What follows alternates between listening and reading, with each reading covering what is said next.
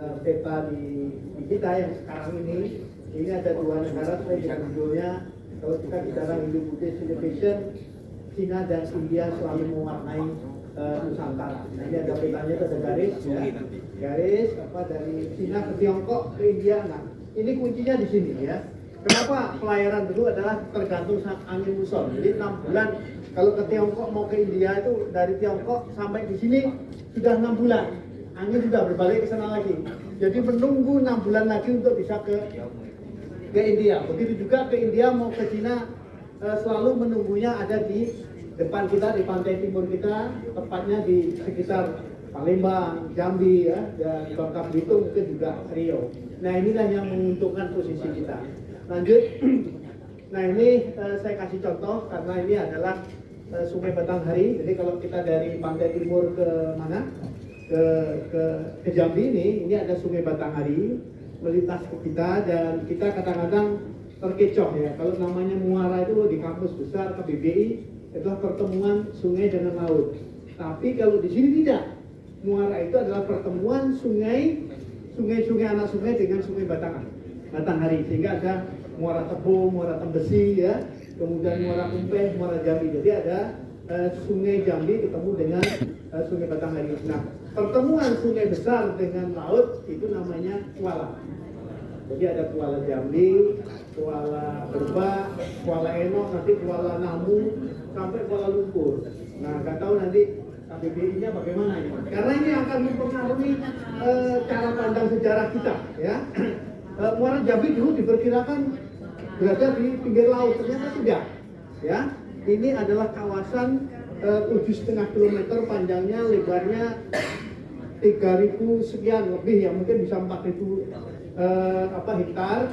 Nah, tadi Pak Presiden sudah bicara kalau ke mana, ke Orang Kayu Hitam itu adanya dekat dengan Kuala Berbak, sudah mendekati laut.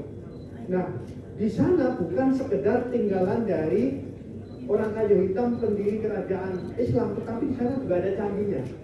Artinya candi ini sudah umurnya sama dengan Muara Jambi. Lanjut Mas, cepat gitu, 15 menit soalnya. Nah, ini kalau kita bicara, apakah orang dulu berlayar menggunakan apa? Apakah kapalnya India, apakah kapalnya Tiongkok, kan begitu kan? Orang Tiongkok itu baru mengenal maritim, dia kemana-mana itu setelah abad ke-7. Sebelumnya mereka kalau mau ke India melintasi gurun kopi, jalur sutra. Begitu gurun kopi terakhir perjalanan mereka namanya Soncang, abad ke-7 ke India butuh waktu 24 tahun. Pulang pergi. Cukup lama. Kemudian setelah itu dia berbicara kepada Kaisar Jepang, kalau mau ke India cobalah kita berlayar lewat laut. Mulai itulah mereka berlayar ke laut, melintasi kita baru ke India, dan jalannya cepat sekali. Sehingga banyak jong-jong kita dari Jawa itu yang justru mewarnai kapal-kapal yang ada di Tiongkok. Ini adalah salah satu gambar kapal di Candi Muara Jambi. Ya, sudah berlayar, ya, ada kita lihat ada layarnya, kemudian ada gayungnya. Inilah kemungkinan yang dulu berlayar ke kemana-mana. Ya, lanjut Mas. Nah, tradisi membuat perahu masih kita temui di Sungai Batanghari. Ya, di daerah nanti kalau kita keliling di depannya yang Pak Sumardiansah kemarin ke mana? Ke Orang Kayu Hitam. Ini daerahnya adalah orang buat perahu. Lanjut Mas. Nah, ini kita coba juga Pak Ali Akbar tadi cerita tentang potongan-potongan perahu ini juga kita temukan di Candi Muara Jambi, dan tahun 1997 kami sendiri memimpin tim menemukan kapal besar ya waktu itu di daerah Lambur, Tanjung Jabung Timur ya. Itu kita carbon dating dari abad ke-7. Lanjut. Nah, ini sekarang besok kalau ke Muara Jambi sudah bisa lihat replikanya. Nah, kita coba replikanya, tapi ini kapal sungai. Nah, ini kita buat berdasarkan temuan gambar tadi, gambar apa yang ada di Bata dan temuan-temuan artefak kapal yang kita temukan di Lambur dan Muara Jambi. Lanjut. Nah, ini sumber-sumber, salah satu sumber Cina ini mengatakan bahwa ada buku, ini ada Pak Dermisi ini ya. Dulu yang menerjemahkan buku Nanhai Jikwi Neifa Juan. Catatan dari Laut Selatan ya. Nanhai itu laut selatan, Segoro Kidul. Orang Jawa bilang ya. Jadi ini catatan dari negara selatan yang ditulis Icing pada abad ke-7. Menceritakan secara detail bagaimana mereka harus singgah dulu di daerah Melayu kita sebelum ke India untuk memperdalam bahasa Sanskrit, kemudian balik juga menerjemahkan sloka-sloka. Sloka itu teks-teks Buddhis. Orang Jawa nyebutnya adalah sloko. Cuman sloko ini kan diingat di dalam tradisi lisan.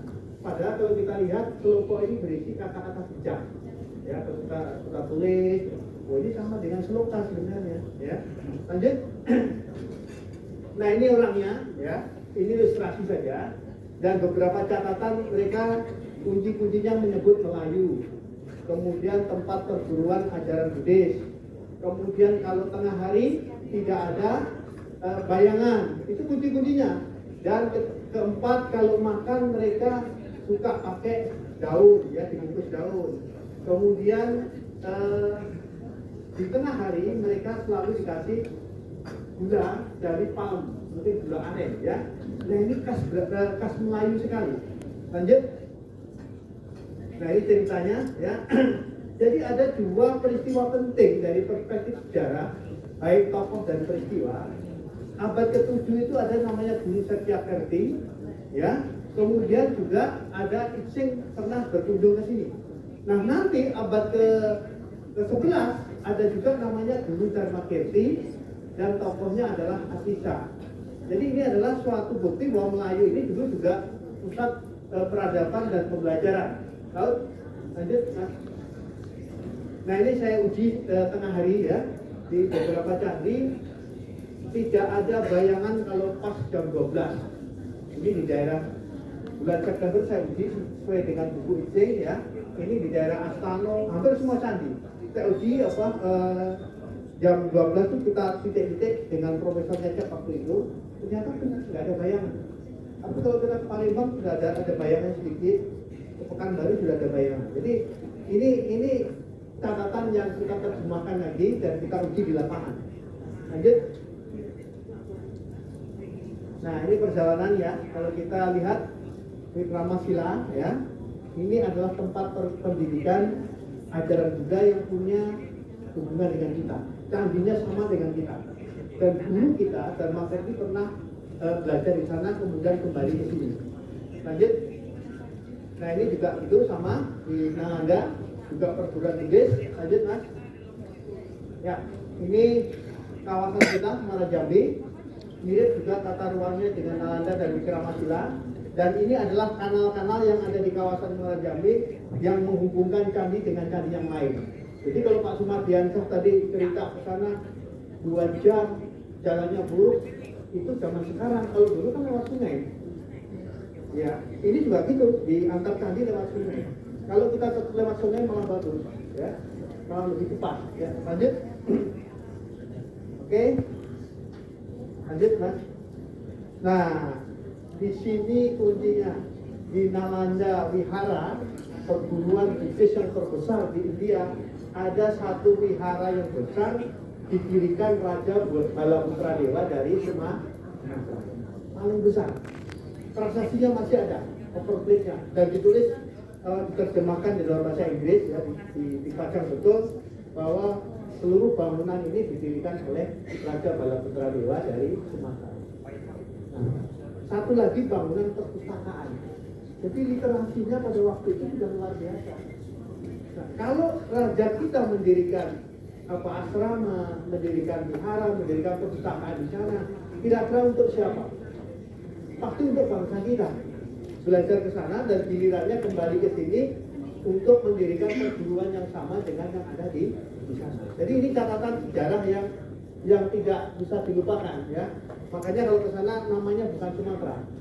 Orang lebih kenal dengan nama Swarnadwipa. Nama museum nanti letak nama ini ya.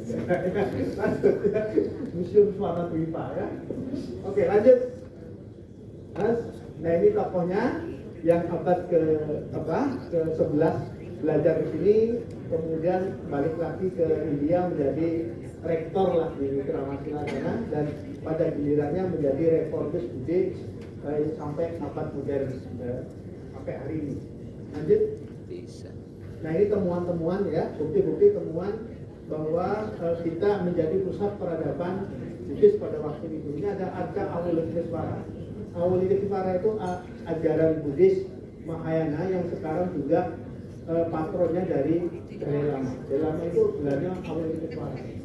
Jadi kalau kita cerita di sini dia akan nyambung, ya. Oke lanjut. Nah ini titik-titik temuan arkeologi di sungai-sungai yang ada di Provinsi Jambi. Lanjut. Ya lanjut. Nah ini cerita sedikit ya.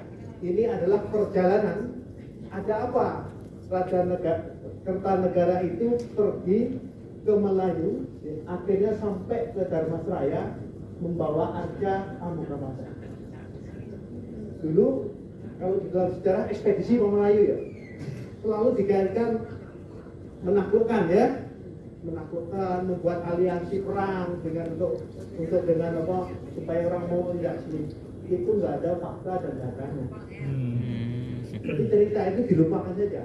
Nah, faktanya bahwa kesini adalah lanjut, dia membawa arca Amoghapasa dihadiahkan kepada Raja Dharmasraya.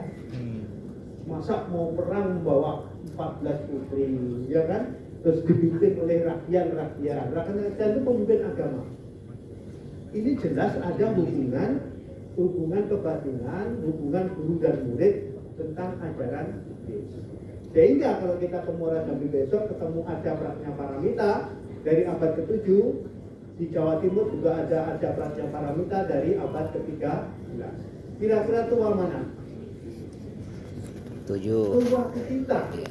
Di sinilah sebenarnya pusatnya, kemudian menyebar ke sana, sampailah kemudian pada gilirannya Kertanegara itu seperti berterima kasih pada ajaran itu ke sini untuk menjalin persahabatan nanti dan gilirannya nanti